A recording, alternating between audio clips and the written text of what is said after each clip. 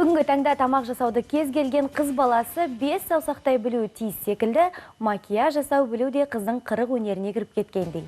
Заманның қажеттіліктеріне байланысты опа далапты сауатты жаға білу де дұрыс шығар.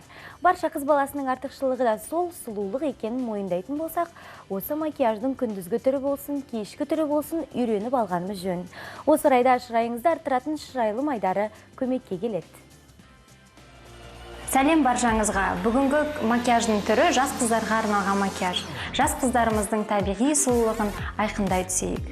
Ең бірінші бетімізді әдеттегідей тазалап аламыз. Өзіңіздің теріңіздің типіне байланысты базаңызды таңдап алып жағамыз.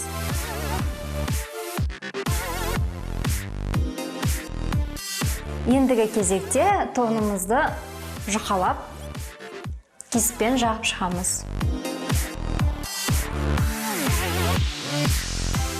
Бүгінгі макияжымыз жас қыздарға арналғандықтан, жас қыздарымыздың терісі өте нәзік, таза болып келеді. Сондықтан бетімізді баттастырмай, тонымызды жұқалап қана жағып шығамыз. Консилерімізді көз астына жағып шығамыз.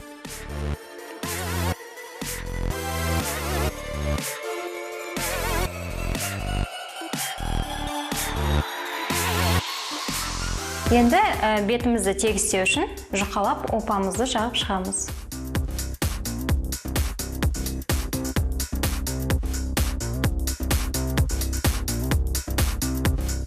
Келесі қасымыздың табиғи сұлулығын қалдырып, тек қана қасқа арналған сүрмемен тарап шығамыз.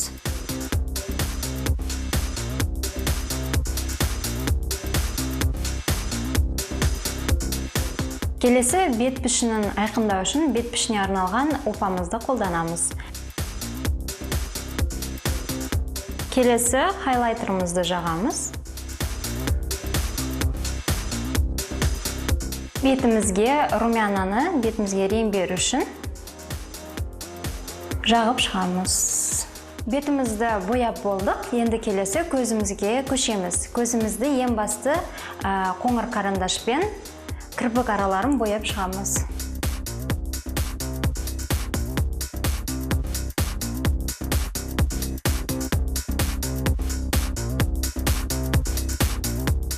Көзімізге енді сұйық көз бояуын жағып шығамыз.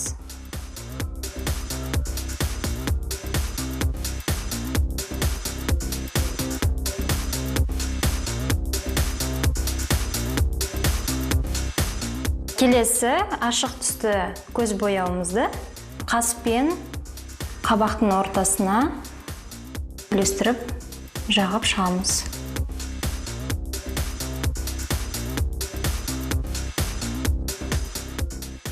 Келесі қоңыр түсті кішкене кестімізге аламыз да, жоғары қараймыз. Төменгі қабаққа көздің қарашығына дейін жағып шығамыз. Келесі енді кірпігімізге сүрмені жағып шығамыз. Төмен қараймыз. Қабақты кішкене көтеріңкіреп ұстаймыз. Сонда астыңғы кірпіктерге жағылмай әдемі болып үстіне жағылады.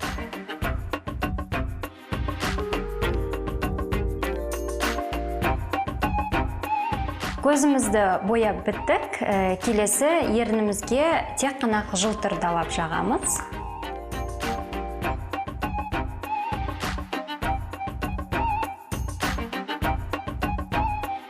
Осымен макияжымыз аяқталды.